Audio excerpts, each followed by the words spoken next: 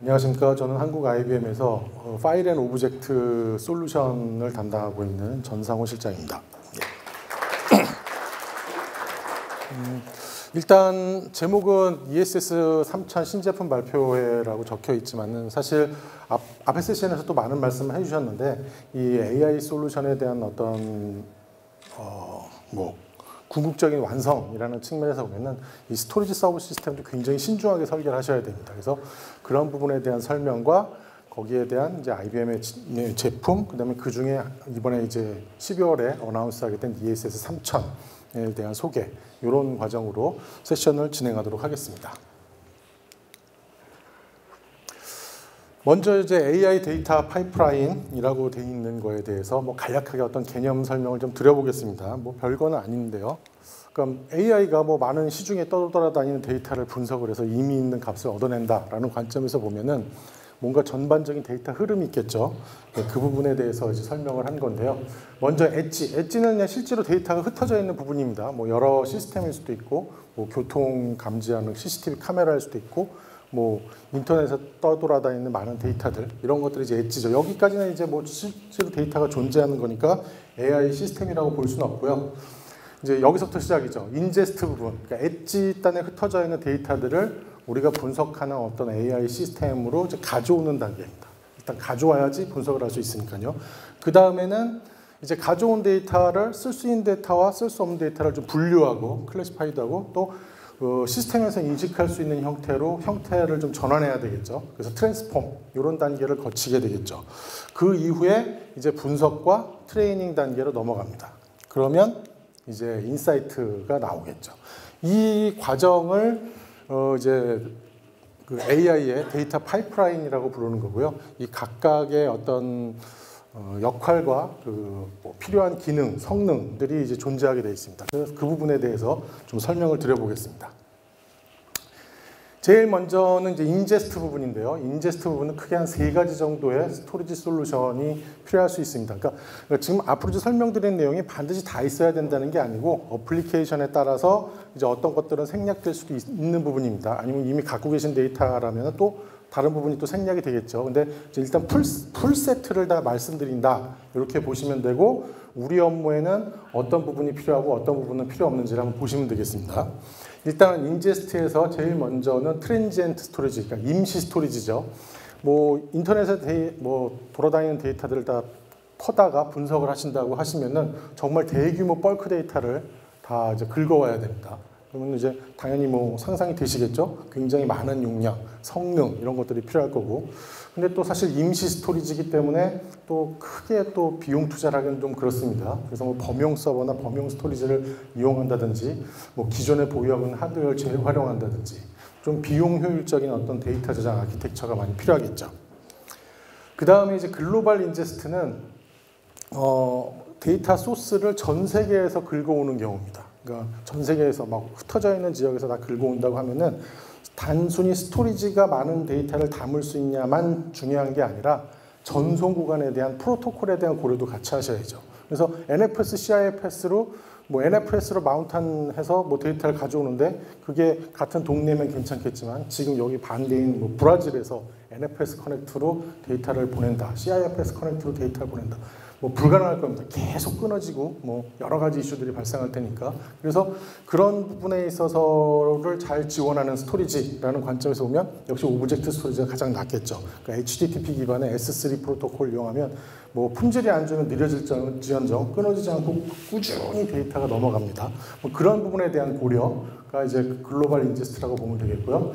그 다음에 패스트 인제스트와 리얼타임 어널리틱스는 이제 인제스트 단계이긴 하지만 굉장히 이제 빠른 대용량 고성능 로드가 필요하고, 그러니까 이미 옆에 있는 시스템에서 준비가 돼 있다든지 아니면 인제스트 단계에서 1차 정제를 하면서 인제스트를 한다든지 아니면 실시간 분석을 하면서 인제스트와 동시에 실시간 분석을 한다든지 이런 부분이 들어가면은 이제 요 패스트 인제스트나 리얼타임 어널리틱스용 스토리지가 필요하게 됩니다. 그런 경우 여기는 굉장히 고성능 스토리지가 필요한 환경이고요. 인제스트이지만 그래서 수십에서 수백 기가바이트 per 세컨드 이상의 스토리지와 특히 또 이 부분도 중요합니다. 전체 성능이 수백 기가바이트인 것도 중요하지만 어쨌거나 그 한 개의 어떤 서버에서 작업을 처리한다라는 관점에서 그거를 높여주려면 단일 클라이언트에서의 성능도 중요하거든요.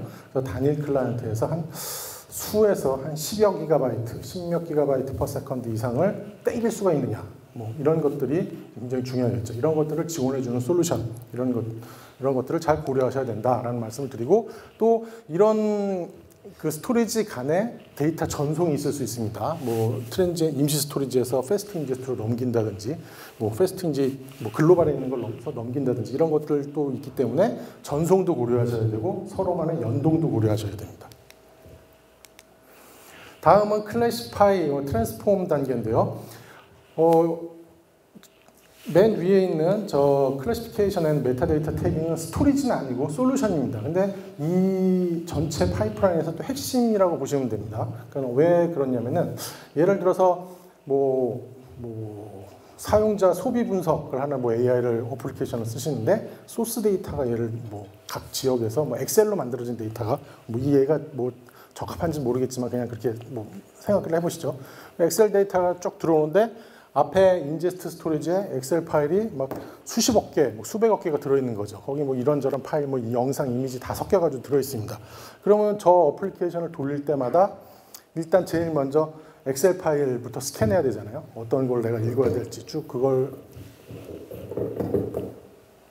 아무것도 안 했는데 하여튼 엑셀 파일을 스캔해야 되는데 그거를 매번 스캔한다고 하면은 뭐 그 잡을 수행할 때마다 전체 스토리지에서 수백억 개 중에서 엑셀 파일을 지속적으로 스캔해야 되겠죠. 그러면은 전체적인 어떤 스캔 타임에 대한 누적 시간을 보면은 나중에 상당한 시간을 다 스캔하는 데 소비할 겁니다. 그래서 이런 것들을 스캔 없이 바로바로 내가 필요한 파일들을 직접 액세스해서 바로 읽을 수 있다면은 또 많은 그 시간 절감. 그러니까 결국 이 여기에서의 시간 절감은 우리가 갖고 있는 AI 클러스터의 생산성 향상이라는 말과 동일하게 됩니다. 같은 투자에서 더 많은 분석을 할 수 있으니까요. 그래서 저런 솔루션들이 굉장히 중요합니다. 그래서 뭐 현재 뭐 엑셀 파일 누가 저장할 때마다 자동으로 탁탁탁탁 리스트가 메인트 된다거나 그런 것들 기능이 도입이 되게 되면은 스캔 타임을 줄여주는 걸 넘어서서 아예 스캔 타임을 없앨 수도 있습니다. 그래서 이런 것들도 꼭 같이 고려를 하셔야 되고 그 밑에 있는 게 ETL이랑 데이터 프로세싱이죠. 뭐 이 부분은 뭐 당연히 데이터를 추출해내고 그 다음에 그것들을 이제 처리하는 과정이기 때문에 이 과정에서는 결국 그 얼마나 빨리 이 과정이 끝나냐는 스토리지 성능 이퀄 바로 스토리지 성능입니다. 모든 작업이 다 데이터를 처리하는 거기 때문에 그래서 뭐 하이 스루풋, 하이 OOPS, 그다음에 또 초대용량, 뭐 아주 다수의 파일을 처리할 수 있는 그래서 스몰 또 파일이 아까 앞에서 세션에서 말씀드렸다시피 굉장히 작은 파일부터 라지 파일까지 다 믹스되어 있는 환경 이런 환경에서 잘 돌 수 있는 스토리지들을 선택하셔야 된다 이렇게 말씀을 드리겠습니다. 그 다음에 마지막으로 이제 아날라이즈랑 트레인 부분이죠. 여기도 한 3가지 정도를 볼 수가 있는데요. 맨 위에 하드옵, 스팍 데이터 레이크 쪽은 기존의 전통적인 하드옵 아키텍처의 스토리지를 이용하셔도 됩니다만은 어쨌거나 하드옵 아키텍처라는 게 인터널 디스크가 많이 꽂힌 스토리지 서버에 이레이저 코딩이나 복제로 데이터가 들어있는 거기 때문에 어느 일정 수준 이상 성능을 올리는데 한계가 있습니다. 그래서 요새는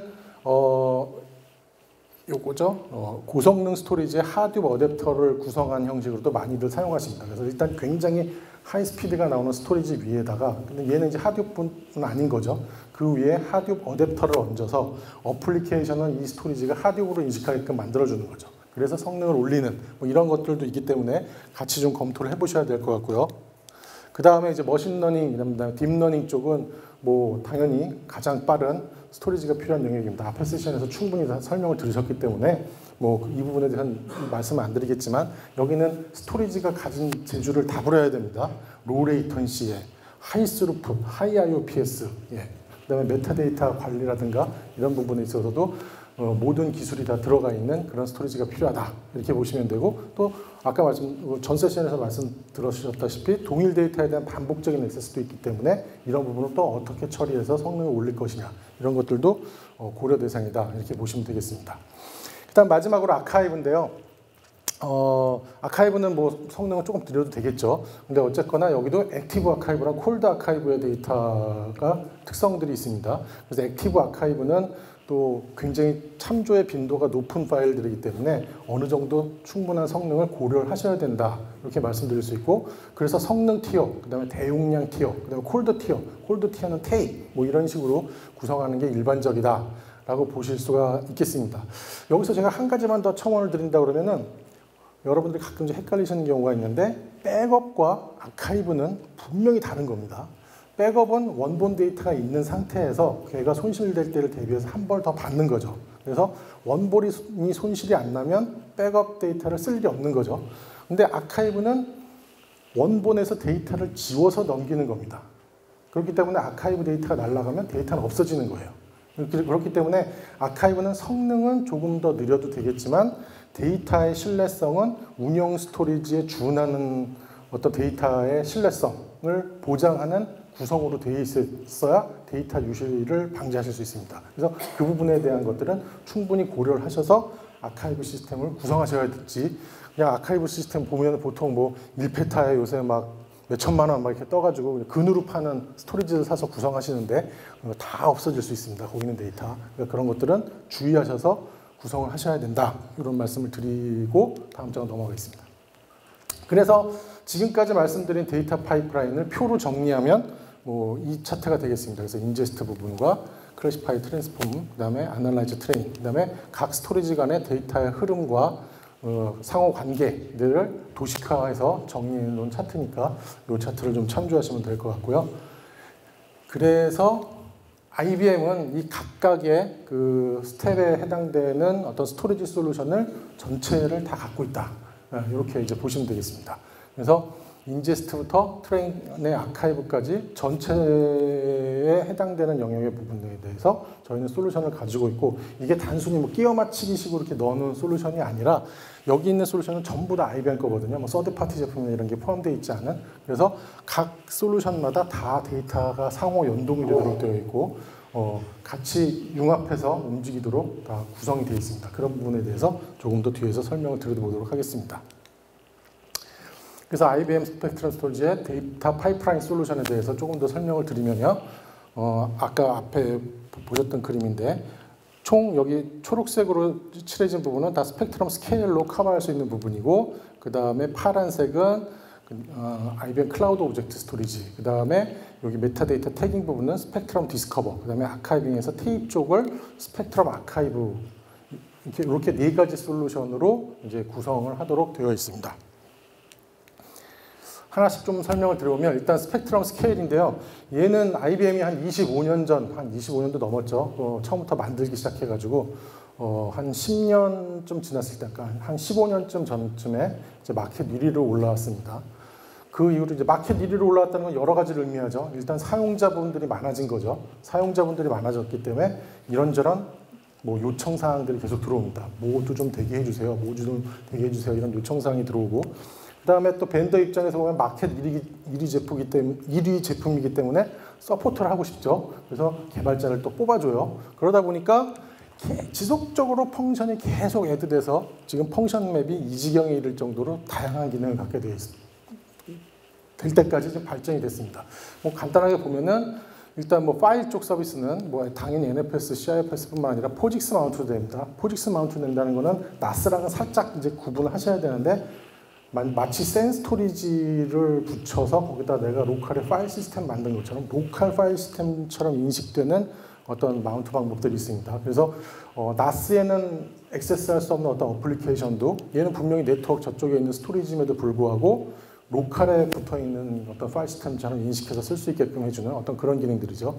그리고 또 아까 말씀드렸다시피 그 하드웨어 어댑터가 내장되어 있습니다. 그래서 트랜스페런트 HDFS에서 굉장히 고성능 스토리지인데 얘를 얹어서 위쪽에 있는 이런 어플리케이션들이 얘를 하둡 스토리지처럼 인식하게끔 만들어주는 거죠. 그 다음에 이제 블럭 쪽에 뭐 신더나 아이스카시 쪽, 그다음에 마닐라, 뭐 스위프트, 오브젝트의 S3 프로토콜 뭐 이런 것들을 다 지원하고, 뭐 하나씩 해달라고 할 때마다 계속 들어가다 보니까 계속 들어가는 겁니다. 그 다음에 이제 컨테이너 쪽에 컨테이너 도커 아키텍처를 지원을 위한 스토리지 이네이블러 포 컨테이너라는 모듈이 이제 스펙트럼 스케일과 연동이 되도록 되어 있어서 쿠버네티스도 같이 지원하도록 되어 있고, 요 옆에 보면 뭐 인크립션, 인뮤터빌리티, 오디트 로깅 이쪽은 보안 쪽이죠. 하드디스크가 장애 났을 때 들고 나가면 그냥 뭐 들고 나간 게 아니라 그 대검찰청 뭐 이런 데 가서 포렌식 장비에 넣으면 어쨌거나 데이터가 일부 빠집니다.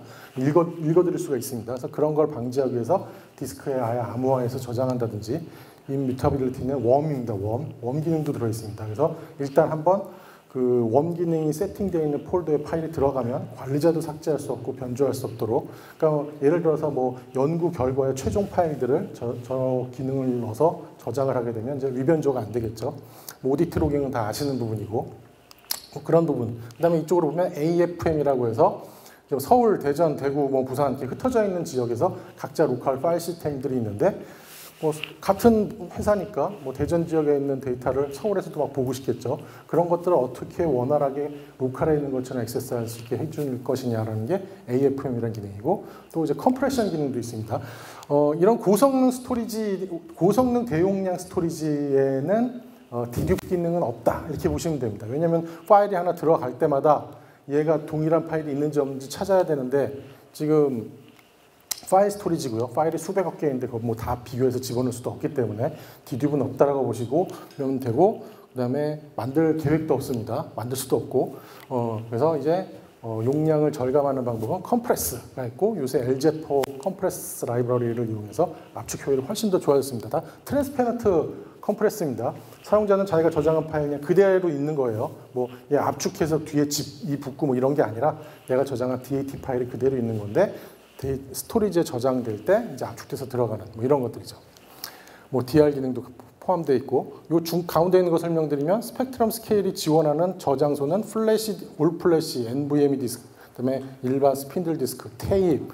요거는 쉐어드 나싱 클러스터는 인터널 디스크가 많이 들어가 있는, 그러니까 스토리지 서버를 얘기하는 겁니다. 그런 스토리지 서버, 뭐 제이보드. 그러니까 여러분이 아시는 그냥 저장소는 다 스펙트럼 스케일의 저장소로 쓸 수 있다 이렇게 보시면 되고, 이거를 하나로 묶어서 한 개의 파일 시스템으로 만들 수 있습니다. 데이터 티어링 기능들을 다 제공하기 때문에 거기에 더 나가서 이제 티어용 스토리지 저장소로 내부에 있는 게 아니라 그 퍼블릭 클라우드에 있는 오브젝트 스토리지도 하나의 티어로 붙여서 전체의 파일 시스템 사이즈를 키워서 쓸 수 있는 기능을 함께 제공을 합니다. 그래서 굉장히 다양한 데이터 그 매니지먼트 펑션을 가지고 있고, 또 이러한 제품들이 소프트웨어 어플라이언스뿐만 아니라 소프트웨어 온리 제품으로도 같이 공급되고 있고, 여기에 가장 근간의 베이스적인 내용은 뭐냐면 일단 고성능이라는 뜻이죠. 이런 펑션들이 지원되는 개별적인 스토리지들은 다 있습니다. 하지만 이것들을 다 지원하면서 수백 기가바이트 퍼 세컨드를 만들 수 있는 스토리지는 거의 유일하다라고 보시면 될 것 같고, 그렇기 때문에 마켓에서 지금 1위를 하고 있다 이렇게 보시면 되겠습니다. 다음은 이제 오브젝트 스토리지. 오브젝트 스토리지는 뒤에 또 세션이 있으니까 그냥 간단하게 얘 또한 1등 제품이다. 이 정도만 말씀드리고 뒤에 세션에서 좀 더 자세히 듣는 걸로 하시겠습니다. 그 다음에 이제 스펙트럼 디스커버, 또 굉장히 중요한 솔루션이라고 말씀드렸는데, 메타데이터 태깅을 자동으로 하는 겁니다. 아까 예를 들었다시피 엑셀 파일을 예를 하나 들어보면은 서로 연동되고 있는데요. 왜냐하면 저희가 만든 거니까 당연히 연동이 되겠죠. 그러니까 이 디스커버가 스펙트럼 스케일 안에 엑셀 파일이 들어온 걸 뭐 주기적으로 스캔하는 게 아니고요. 스펙트럼 스케일 안에 엑셀 파일이 하나 딱 들어오면 얘가 얘한테, 디스커버한테 파일 크리에이트 노티피케이션을 날립니다. 어느 디렉토리에 파일명이 모인 엑셀 파일이 하나 들어왔다라고 틱 알려주는 거죠. 그래서 여기에는 실시간으로 엑셀 파일 리스트가 메인트 됩니다. 그러면은 사용자가 분석을 돌릴 때는 여기서 뭔가를 스캔하는 게 아니라 얘가 이미 갖고 있는 파일 리스트 가지고 바로 분석이 들어가서 그 파일 스캔 타임을 아예 없애주는 그런 솔루션입니다. 저희가 만들었으니까 저희끼리 당연히 잘 돕니다. 예, 이거는 오브젝트 스토리지와 그다음에 그 스펙트럼 스케일 두 가지에 연동이 되도록 되어 있고, 그 외에 이제 부가 기능인데 뭐 부가 기능, 잡기능이라고 볼 수도 있겠지만 스토리지 관리하시는 분한테는 가장 중요한 또 펑션입니다. 수백억 개의 파일이 막 들어있는데 여기서 중복된 파일이 뭔지, 어떤 파일이 안 쓰는 건지, 도대체 누가 이렇게 많이 만들었는지, 내가 이걸 좀 지우고 싶은데 지워도 되는 건지 엄청나게 망설여지시게 돼 있습니다. 그런 거에 대한 백데이터를 스스로 만들어줍니다. 어떤 파일이 중복돼 있고, 만들어진 파일 중에서 뭐 5년 이상 한 번도 액세스하는 파일의 리스트를 쫙 뽑아준다든지 그 파일의 오너가 누구고 그래서 메일이 틱 나가서 좋게 말할 때 지워라 뭐 이런 메시지를 내보낼 수 있는 그런 기능들을 같이 제공해 주는 게 스펙트럼 디스커버입니다. 그 다음에 스펙트럼 아카이브는 저희 티어 중에서 테이프 티어를 관리해주는 소프트웨어입니다. 그러니까 테이프는 좀 더 액세스 방식이 틀리기 때문에 별도의 솔루션이랑 같이 연동이 돼야 되고 그래서 뭐 NVMe 티어, 디스크 티어, 그 다음에 테이프 티어를 같이 연동해 주도록 되어 있고 다 저희가 만든 제품이기 때문에 스펙트럼 아카이브 이게 LTFS 엔터프라이즈 에디션인데 얘는 스펙트럼 스케일과 연동이 됩니다. 예. 그래서 뭐 별도의 무슨 솔루션을 가지고 데이터를 아카이빙하는 게 아니라 자동으로 붙어 있고 스펙트럼 스케일 안에 있는 파일을 그냥 사용자는 자기가 저장해 놓은 디렉토리에 항상 그 파일이 있는 겁니다. 탁 클릭했을 때 만약에 그 데이터가 여기 있으면 빨리 딱 나갈 거고 그 데이터가 테이프에 있으면 누른 지 한 5분에서 10분 있다가 올라오겠죠. 그 차이만 있는 거고 완전 트랜스파런트 데이터 티어링이다. 이렇게 보시면 되고 아까 말씀드렸다시피 거기에 덧붙여서 오브젝트 스토리지와 그 다음에 퍼블릭 클라우드에 있는 오브젝트 스토리지랑 S3 프로토콜을 통해서 연동할 수 있는 기능도 같이 포함되어 있다는 얘기를 다시 한번 드리면서 또 넘어가 보도록 하겠습니다. 그래서 이제 지금까지 이제 데이터 파이프라인에 대한 설명을 드렸고 데이터 파이프라인의 각 단계별로 어떤 특징이 있는 스토리지들이 필요하다라는 것들을 이제 간략하게 설명을 드렸는데요. 그 중에서 이제 오늘의 이제 본연의 임무가 ESS 3000에 대한 이제 어나운스니까 그거를 설명드리기 위해서 이제 저희 핵심 솔루션인 스펙트럼 스케일에 대한 설명을 잠깐 드려보도록 하겠습니다. 일단 스펙트럼 스케일 뭐 대부분 다 아시겠지만 모르시는 분들도 계셔서 한 장 집어넣는데요. 그러니까 국내 슈퍼컴 시장의 마켓은 이미 한 80% 이상의 1등 제품이다 이렇게 보시면 됩니다. 그러니까 대부분 다 쓴다 이렇게 보시면 되고 크레이만 이제 러스터를 자체적으로 이제 크레이 버전 러스터를 갖고 있기 때문에 크레이 시스템을 쓰는 고객분들만 일부 이제 뭐 러스터를 쓰고 있고 그다음에 러스터는 어쨌거나 오픈 소스이기 때문에 뭐 대학이나 이런 쪽에서 저비용으로 구성이 필요하기 때문에 이제 구성하는 케이스 그거 말고는 전부 다 GPU 패스를 사용한다. 그러니까 스펙트럼 스케일을 사용한다. 이렇게 보시면 되겠습니다. 2의 99승 바이트 그냥 다 무제한이라고 생각하시면 됩니다. 무제한의 파일 시스템에 그 파일 시스템의 파일 계절이 또 무제한으로 들어갑니다. 2의 64승계면 1844경계입니다. 지금 우리가 뭐 몇백억 개가 많다 뭐 이런 걸 논하는 자리에서 맥스가 1844경계면 우리가 논하는 그 숫자들은 다 0.00001% 정도 차 있는 그런 캐파입니다. 그러니까 아주 다 잘 돌겠죠. 성능적인 거, 데이터 관리, 앞에서 차트에서 말씀드렸다시피 우리가 아는 데이터 관리를 위한 모든 기능이 다 들어있습니다. 일반적인 구성은 스토리지가 있고 게이트웨이가 있고 여기가 고성능 스토리지니까 고성능 네트워크 통해서 클라이언트들이 뭐 각계각층에 있는 클라이언트들이 붙는 거고 저희는 센 클라이언트도 됩니다. 그래서 여기다가 오라클 RAC 얹어서 쓰는 데가 이제 금융권의 계정계 시스템에서 이런 식으로 구성이 많이 되어 있고 파일 시스템의 안정성은 금융권의 계정계 시스템에서도 쓰는 어떤 파일 시스템이다. 이 정도로 인지하시면 좋겠고 어쨌거나 고성능 제품이기 때문에 저희는 성능을 올리기 위한 노력을 지속적으로 합니다. 근데 버틀렉이 어딘가를 그러니까 연구를 하니까 주 버틀렉은 다 스토리지의 컨트롤러에서 발생을 합니다. 이거를 이제 개선하기 위해서 이제 게이트웨이와 스토리지 컨트롤러를 통합한 어플라이언스를 출시하게 된 게 이제 저희 스펙트럼 스케일 어플라이언스의 그만하라는 얘기 아니죠? 예. 하여튼 시조다, 시작이다 이렇게 보시면 될 거고요. 그 여정의 시작, 하이 퍼포먼스를 위한 여정의 시작이 엘래스틱 스토리지 서버 ESS 시스템이 되겠습니다. 말씀드렸다시피 기존에는 다 게이트웨이가 있고 스토리지 컨트롤러에 제이보드가 붙어 있고 컴퓨터 노드가 붙어 있는 거였는데 어차피 컨트롤러도 요새 그 스토리지들 다 인텔 CPU를 쓰죠. 인텔 CPU를 안 쓰는 뭐 스토리지가 뭐 거의 뭐 저희 거 말고는 파워 들어가 있는 거 말고는 없다시피 합니다. 인텔 CPU가 스토리지를 위해서 해주는 일이 뭐가 있을까요?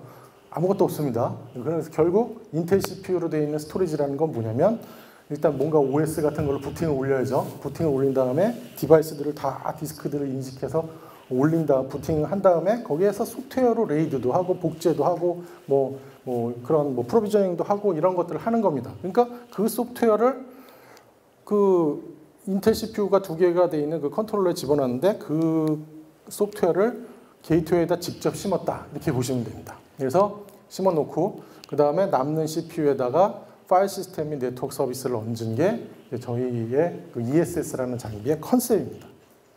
그래서 일단 컨트롤러가 없어졌으니까 코스트는 내려가고 버틀넥을 제거했으니까 퍼포먼스는 올라가는, 더 싸졌는데 성능은 올라가는 두 마리 토끼를 다 잡은 그런 제품이라고 보시면 되겠고, 뭐 그냥 파워 서버에 J보드가 붙고 소프트웨어가 붙어서 만들어진 시스템이다, 이렇게 인식하시면 되겠습니다. 그래서 여기가 파워 서버로 들어가 있는 건 이유는 저희 하이엔드 스토리지가 DS8000 시리즈가 다 컨트롤러가 파워 서버로 되어 있거든요. 그러니까 그런 스토리지 엔진 중에서 뭐 대부분의 펑션을 다 스펙트럼 스케일이 하기 때문에 여기에 있는 이 스토리지 엔진은 뭐 복제나 뭐 이런 클론 뜨고 이런 기능을 전부 다 삭제할 수 있습니다. 그래서 더욱더 안정적이고 고성능의 어떤 스토리지를 만들 수 있는 건데요. 그렇게 만들어진 구성 위에다가 이제 파일 시스템을 얹었다, 이렇게 보시면 되겠고, 라인업은 현재까지 이렇습니다. 그래서 뭐 여러 가지 라인업이 있고, 이 박스 같은 경우에 이제 제일 많이, 이 모델이 이제 기상청에 가장 많이 들어가 있는 제품입니다. 지금 제일 큰 게 아마 이거 17세트가 들어가 있어서 기상청 슈퍼컴 4호기의 2차 스토리지 증설 사업에 들어가 있는 건데, 유저블 59페타 단일 클러스터에 한 500GB per second가 나오는 뭐 그런 구성입니다. 하여튼 그런 걸 만들 수 있는 장비입니다. 그래서 이게 한 대가 들어가면 맥스 한 3.4페타가 나오는데 두 대 놓으면은 3.4페타 그러니까 6.8페타의 성능은 뭐 70, 세 대 놓으면 100 이런 식으로 스케일 아웃 되는 장비다, 이렇게 보시면 되겠고요. 새로 나온 모델은 더 이제 아카이빙, 액티브 아카이빙을 위해서 고밀도로 만든 스토리지고, 이 모델 같은 경우에는 원렉에 피지컬 11.8페타, 유저블로 8.5페타가 나오는 장비입니다. 원렉에. 그래서 그러면서 성능은 또 40GB.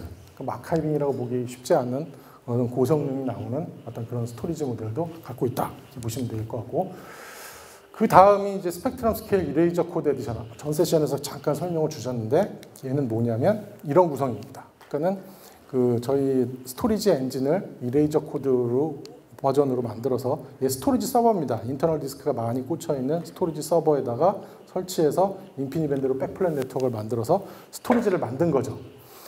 보통 이제 이렇게 만들어 놓고 요 위에다가 이제 하이퍼바이저 얹고 거기다 VM 생성하면 우리가 HCI 솔루션이라고 부르는 뭐 누타닉스 뭐 이런 장비가 되겠죠. 저희는 이제 그걸 만들려고 그러는 게 아니니까 여기다가 파일 시스템이랑 네트워크 서비스를 얹어서 파일 시스템을 만들어 놓고, 그럼 저희 스펙트럼 스케일 엔진 입장에서 보면은 굉장히 다수의 게이트웨이에 레이드로 보호되어 있는 스토리지를 보이거든요. 이렇게 해서 이제 데이터 서비스를 하는 구성으로 만들어진 게 스펙트럼 스케일 이레이저 코드 에디션이고, 저희는 그래서 이거를 하이퍼 컨버지드 데이터 스토리지, 저희가 뭐 HCI라고 똑같이 부를 수는 없으니까, 왜냐면 가상화용이 아니라서 하이퍼 컨버지드 데이터 스토리지다, 이렇게 이제 이해하시면 되겠습니다. 이레이저 코드에 대한 거고, 저희 이레이저 코드는 단순하게 그냥 뭐 네트워크 레이드 구성하는 이레이저 코드가 아니고요. 진짜로 스토리지 엔진입니다. 그래서 엔진답게 엔진이 갖고 있는 기능들을 많이 갖고 있습니다. 그 중에서 간단한 뭐 설명을 드려보면은 이런 부분이죠. 스스로 이제 디바이스에 대한 헬스 레코드를 엔진이 다 유지하면서 특정 디스크에서 뭐 배드 블록이 지속적으로 발생한다 그러면 빼버리죠. 서비스에서 강제로 빼버린다든지, OS에서는 정상이라고 인식되는 스토리지만 서비스에서 빼는 겁니다. 아니면 특정 디스크가 응답 시간이 계속 느려진다, 이런 경우에도 서비스에서 뺄 수 있는 이런 기능들을 다 갖고 있습니다. 그래서 보통 오픈 스택에 뭐 스위프트나 이런 걸로 구성하셨던 고객분들 중에서 이제 그쪽은 이런 스토리지 엔진 기능들이 없기 때문에 막 특정 디스크가 막 느려지면 전체적으로 응답 성능이 떨어지고 그러는데 원인 못 찾으시고 막 이래서 아이고 스위프트 못 쓰겠다 뭐 이런 얘기들이 막 나오는데, 나오는 얘기의 가장 근본적인 부분은 결국 이제 하드웨어에 대해서 얼마나 엔진이 적극적으로 모니터링을 하느냐. 왜냐하면 다 오픈 소스는 오픈 하드웨어, 아무 벤더 거나 다 쓰기 때문에 그런 것들을 얼마나 잘 모니터링 할 수 있냐라는 부분인데, 그런 부분들을 저희의 스토리지 엔진으로서 해결한 제품이다, 이렇게 보시면 되겠습니다. 그래서 일반적인 구성은 뭐 저희는 반드시 이제 아까 뭐 여기가 로 레이턴시 네트워크로 구성하도록 되어 있기 때문에 저희는 보통 인피니밴드 스위치를 씁니다. 그래서 네트워크 통해서 뭐 이제 서비스하는 그런 구조고, 좀 더 고성능으로 쓰시고 싶으시면 앞에 서비스 네트워크까지 다 인피니밴드 네트워크로 만드시면 됩니다. 뭐 그다음에 놓고 스펙트럼 스케일의 클라이언트를 이용해서 마운트를 하는데, 표준 프로토콜을 쓰시고 싶으시면 프로토콜 노드를 추가로 설치하셔서 아시는 프로토콜들을 다 서비스할 수 있도록 구성을 하실 수도 있습니다. 뭐 주인공이 아니니까 여기까지는 뭐 짧게 말씀드리고요. 지금부터 이제 오늘의 주인공인 ESS 3000. 그러니까 ESS 3000 그럼 좀 저게 뭘까 하실까봐 그냥 이름을 NVMe 어플라이언스라고 제목을 전했습니다. 그래서 스펙트럼 스케일이 탑재된 NVMe 어플라이언스다 이렇게 보시면 되고, 12월에 출시되는 신상입니다. 먼저 이제 얘의 하드웨어 구조를 설명드리기 위해서 저희 플래시 시스템 그 9100이라는 저희 올 플래시 어레이인데, 얘는 센 스토리지인데 하이엔드 센 스토리지의 하드웨어 구조를 잠깐 이제 그림에 표시해 놨습니다. 그래서 이렇게 생겼는데, 얘는 뭐 한 4노드 이렇게 클러스터 구성하시면 뭐 1000만 IOPS 이런 거 만들 수 있는 스토리지입니다.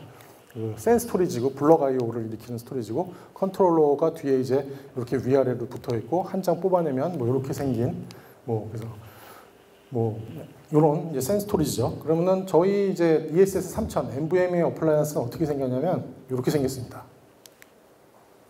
예. 제목만 바뀌고 그림은 똑같죠. 예, 요걸 노렸습니다. 예.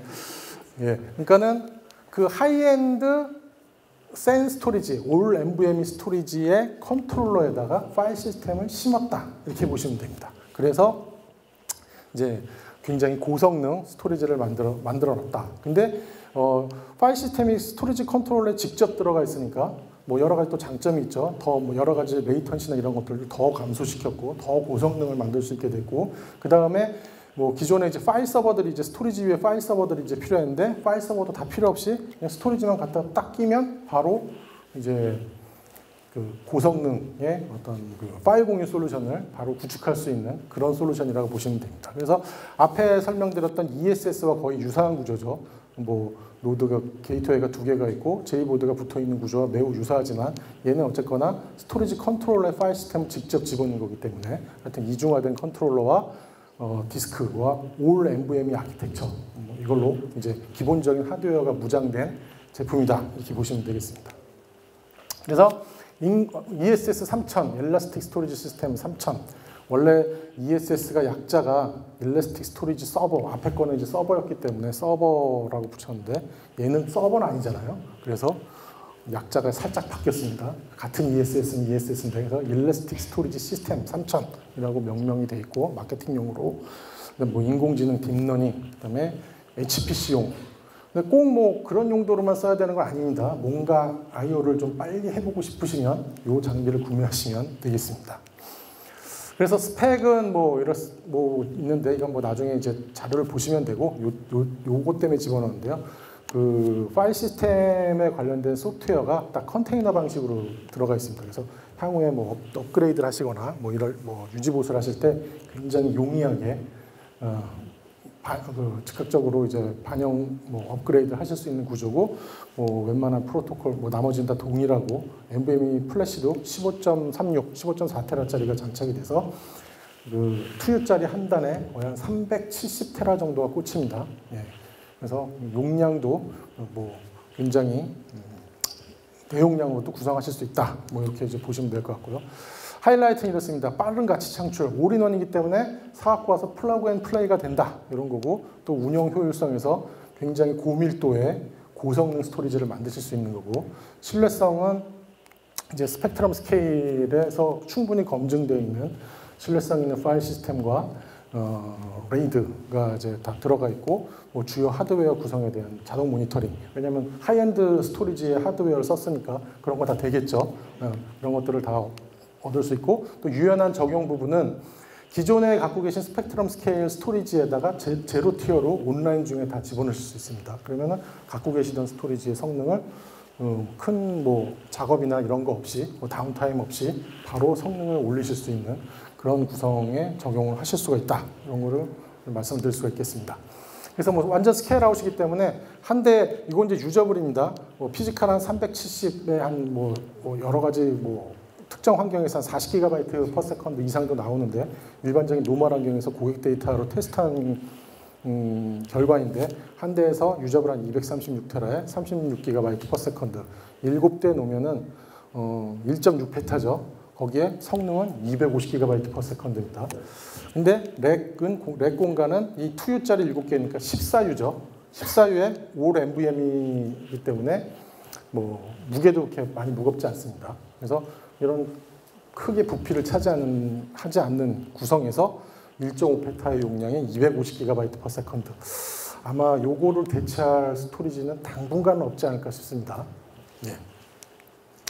뭐 용도, 뭐 여러분이 아시는 모든 용도에 다 쓰실 수 있고, 그 다음에 아까 앞에 그 세션에서 좀 언급을 해주셨는데요. DGX, 그러니까 엔비디아 쪽에서는 저희 장비를 가지고 이미 마케팅을 다 시작을 했습니다. 그래서 이거 DGX 1 그림인데, 뭐 이런 데 보면은 여기 사이에 껴있는 요 노드들이 저희 NVMe 어플라이언스 ESS 3000이고요.